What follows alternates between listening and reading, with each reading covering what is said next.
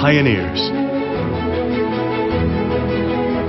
Reginald F Lewis and the making of a billion-dollar empire. He was a local paperboy who became a Wall Street tycoon. The thing that I admired about Reginald Lewis, he was a take-charge kind of a guy. Breaking racial barriers in the corporate world. Reg Lewis, in many ways, was the Jackie Robinson of business. He bought a global conglomerate, 64 companies across 31 countries. No African American has done ever a big deal like that. Reginald F Lewis, Pioneer.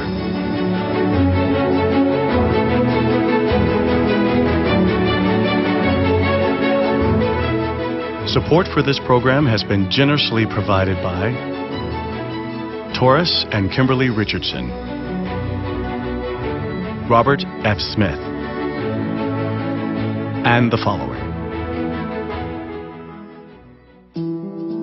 Reginald F. Lewis was born in Baltimore, Maryland in 1942. He was raised by a tight-knit family that nurtured a sound education, unyielding pride, and a strong work ethic. My grandfather said,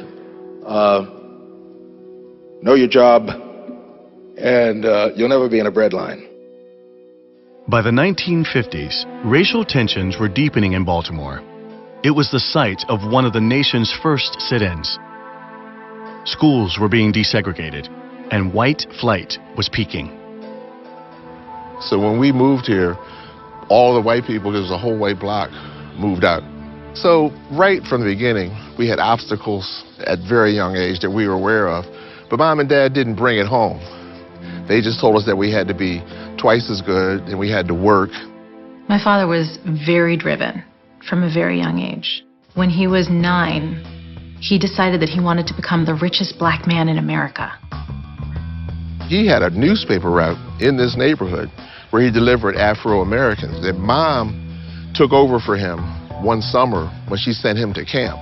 He went to summer camp, and for 2 weeks, I served and collected the money. And the first thing he said when he walked through the door, "Where's my money?"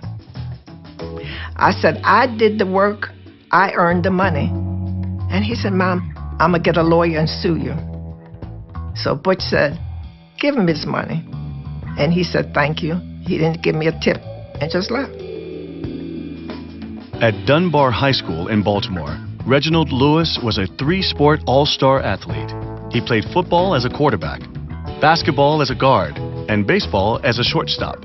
Between schoolwork, year-round sports, and part-time jobs, Lewis had little time left for play. As a teenager, he was already tough-minded and determined to succeed. So he went to Virginia State on a partial football scholarship, and then he injured his right shoulder. And what a tragic injury for a right-handed quarterback, a shortstop, and a basketball player who shot with his right hand. At Virginia State, he made that switch, and by the time he was a senior, was really focused on business and school and advancing his studies, which is why when he saw the ad for the Harvard Law School summer program, that first year that they launched it, he was already able to identify and say, "Oh yes, I want that." A funny thing happened during that summer. By the end of the program, I really didn't care if I got in or not. I'd done my best and I knew I could compete. My father, after the 8 weeks, went back to Baltimore, but then just like a week or 2 later, got a call and was in, and was told that he is the only person to get into Harvard Law School without formally applying. Graduating from Harvard Law School, Dad went to the best kind of job that you could have, a blue-chip Wall Street law firm. The one he went to was called Paul Weiss, Wharton, Rifkin, and Garrison. The Paul Weiss experience was a very good one for me. My skills developed and matured enormously. But at the risk of offending many friends there, it was not an especially happy time for me. And I never really felt at home or able to relax. So in 1970, my father left Paul Weiss and started a law firm, the first African-American law firm on Wall Street, with some other lawyers. But he only did that for a couple of years, and then he moved on to have his own practice.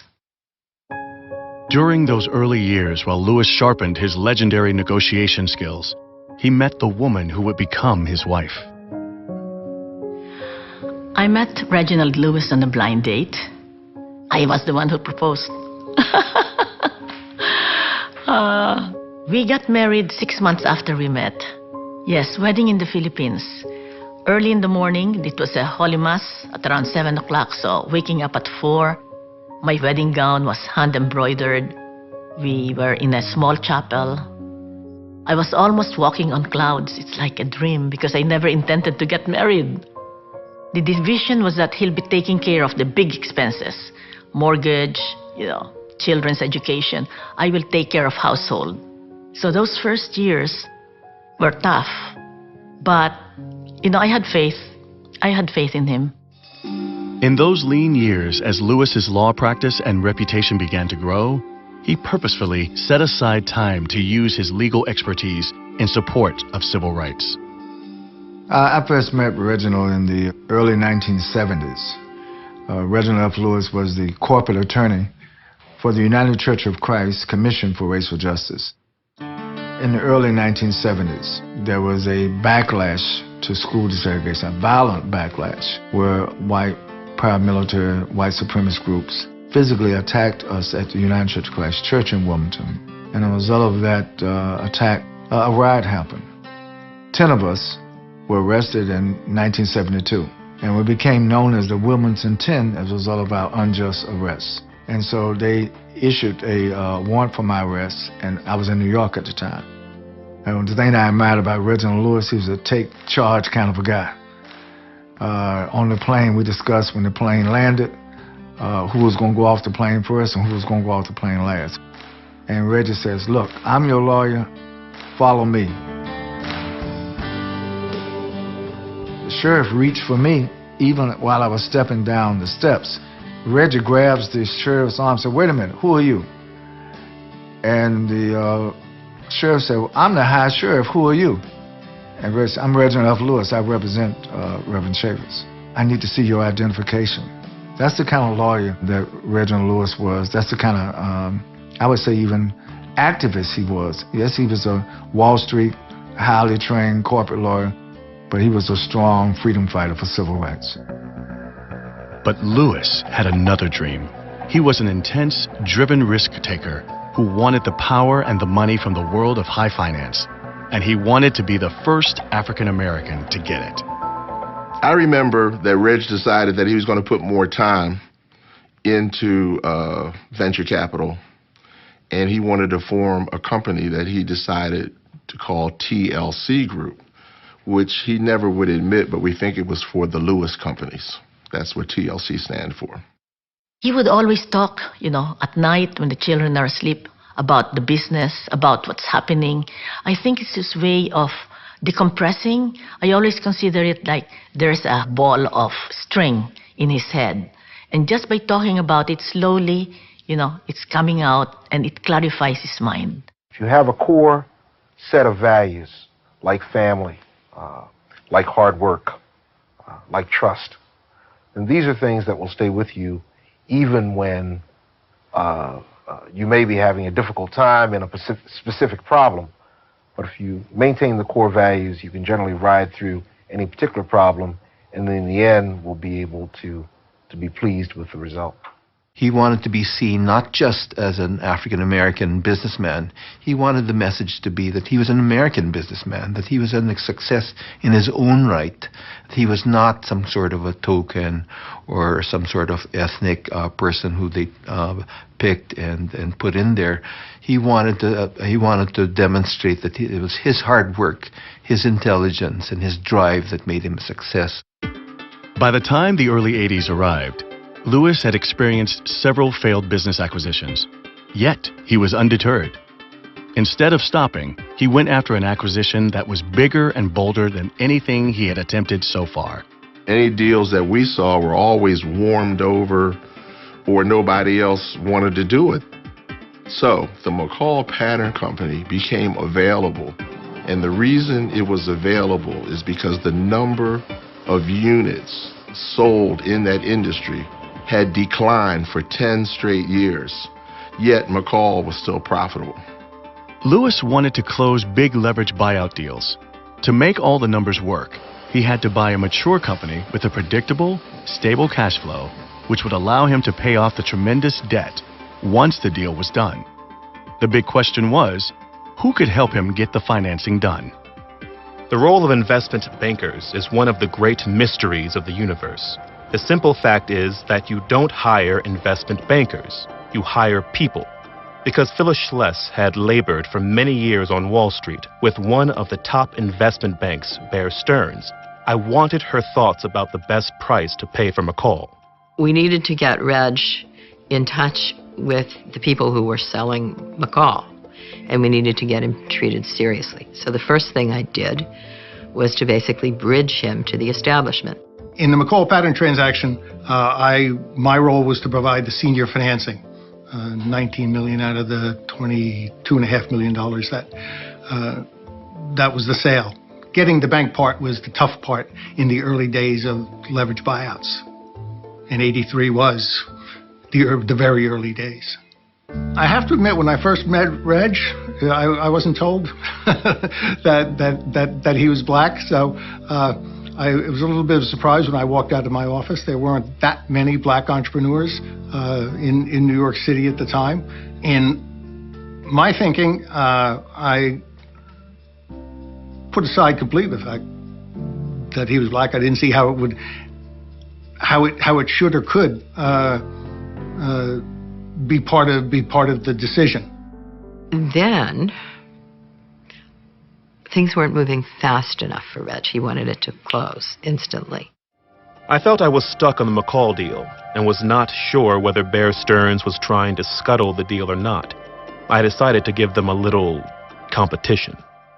And Reg went out behind my back, literally, and he talked to other investment bankers and people. Maybe they could move faster, he thought. We dropped him.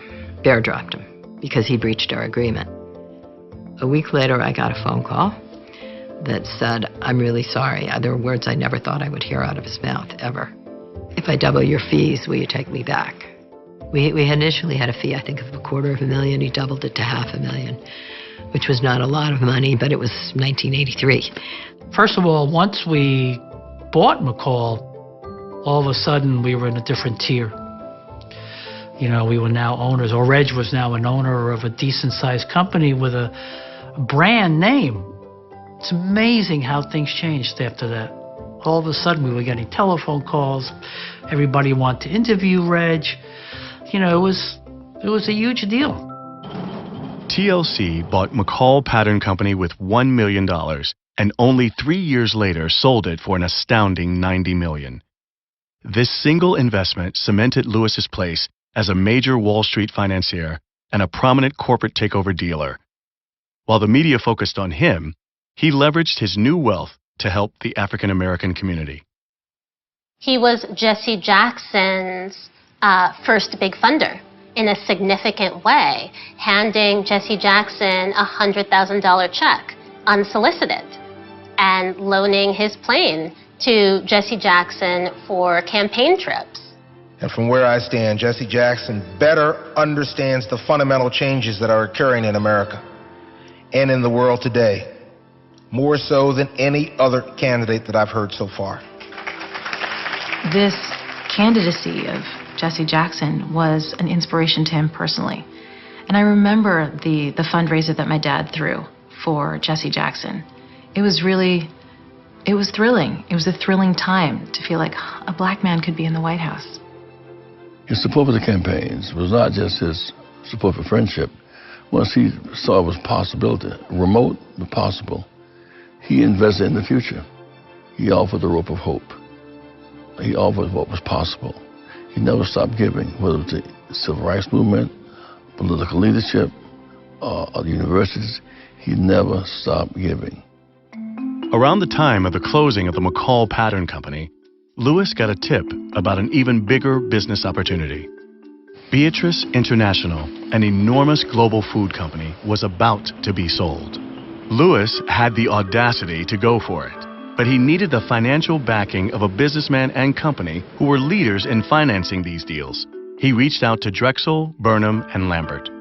He persuaded me at hello when he accomplished at McCall Pattern, a company that I would have never bought because I didn't feel that strongly about the industry. And the minute he showed me his plan for Beatrice International, he had me. In those days, the high-yield piece of the business, though, was really dominated by Drexel. There wasn't anybody else of any significance that was in the high-yield piece. And you needed that high-yield piece for him to get his whole financing done. One of the major challenges for black entrepreneurs was and is access to capital. And what Reggie was able to do from some of the top financial firms in the marketplace was to articulate a vision and a rationale, and in fact, engender a level of credibility that people provided him with the capital. And that was extraordinary. We had many other people around the world approaching us whether we would finance them to buy Beatrice. It was clear that Beatrice International situation, that Reg knew it better than anyone. I think he knew it better than KKR, who owned the company at the time. And he had a plan. Reginald Lewis knew that if he was going to pull this deal off, the sale would be of historic proportions. The key to this huge acquisition was figuring out how to make the tax components of this deal work and how to double the cash flow in order to pay off the massive debt. If Lewis failed, he would lose everything. His bold gamble? Sell off parts of Beatrice International's worldwide operation at the same time that he was buying it. The deal closing process itself was full of drama. We got a call from Drexel saying, you guys are going to have to come out here to Beverly Hills and you're going to have to explain to us what the tax deduction is going to be or no deal. Well, there was a lot of negotiations going on between the senior people at Drexel and Reg and his team, and therefore there was always tension. The closing of the Beatrice International deal took place on November 29, November 30 of 1987. That was, at least to that point, a very unique point in history because Wall Street had had a total meltdown the prior month in 1987. No transactions were being closed. The fact that we were able to close a gargantuan deal, novel for its time, given its international character, was just, it was absolutely off the charts. I think KKR knew we were going to have the highest bid and was going to go with us all along, but they created doubt in our minds so that we effectively topped our own bid and increased it to $985 million. But that ultimately took it. I remember the day of the announcement of the Beatrice acquisition, and I remember calling him to congratulate him and telling him how proud he was. But I remember all the calls that went around the country of African Americans saying, this is absolutely incredible. It was historic. In becoming the CEO of Beatrice International, Lewis was catapulted into an exclusive group of business leaders at the pinnacle of industry. He bought 64 companies in 31 countries for almost $1 billion. So in that sense, he is a pioneer. No African American has done ever a big deal like that on a leveraged buyout. And so when it hit the press, it was like front pages all over. The extraordinary level of debt and taxes the Beatrice International deal generated could have resulted in a financial disaster. But Lewis had the business acumen to prevent that from happening. He closed the deal and then immediately stepped up to the monumental job of running his global business empire. So when I was 9, my dad took me on one of his tours of his factories. We started off in Ireland at the potato chip factory, and then we went to Spain to the ice cream factory, and then we went to Belgium to the bottling company. And my dad talks to me and says, you know, this is the real business, Christina. This costs like 3 cents, and they sell it for $3. He was like, this is the business. With his legacy firmly established, Lewis was in pursuit of the next big deal. He was starting to enjoy the fruits of his success when tragedy struck. It was around New Year that the biopsy came, and he was diagnosed with brain cancer. I remember going home for Christmas and seeing my father not himself. He had lost a lot of weight. And he said, "It's serious, baby." And maybe a month later, he was dead.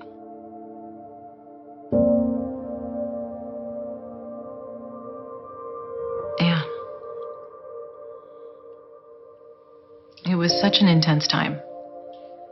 And it was shocking that someone so full of life, really at the peak of his career, could all of a sudden be gone.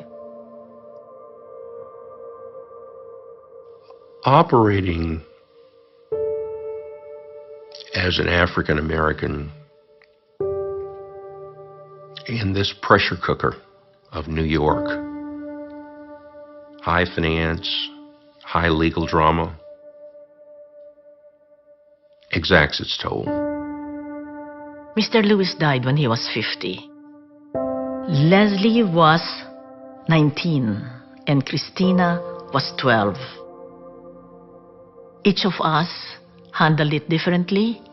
For myself, I couldn't really say the Our Father. I could not say they will be done. Because, it was like that. But I never said, why me? I accepted God's will, but it was just so hard. There is no doubt that Reginald Lewis's success paved the way for me and many others.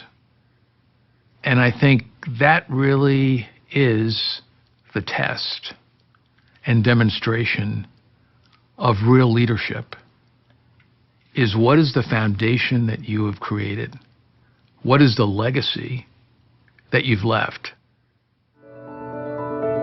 The Reginald F Lewis International Law Center is the result of a $3 million gift that my father gave to Harvard Law School before he passed away. It was the largest donation that they'd ever received from a living individual, period. Not just black person, period, for Harvard Law School. Lewis cared deeply about how to inspire talented people to do their best work. Ooh, it's working on. And his daughter, Christina, continues his mission by creating a foundation that teaches computer programming to young African American and Latino men. All-Star Code is creating a new generation of Reginald Lewises. Did you make this? Yeah. Very cool. We're also creating the next generation of coders, video game designers, and computer repairmen. That pioneering spark of entrepreneurship which ignited Reginald F. Lewis as a teenager never went out. Even in the face of adversity and extraordinary obstacles, he accomplished what few have been able to do. At a convocation speech at the University of New Mexico School of Law, he delivered a message of hope and determination. When we're confronted with a challenge or working against superior resources or superior odds, I frequently wonder whether what we're doing is worth the effort. And somehow I remember all of the people who went before who had even greater odds. So if there's one message that I would like to leave to the class of 1990,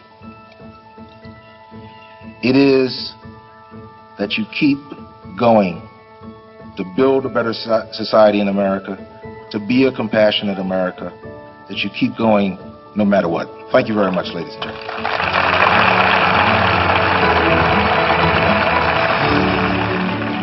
Support for this program has been generously provided by Taurus and Kimberly Richardson, Robert F. Smith, and the following. For a complete list of program supporters, visit wliw.org/pioneers.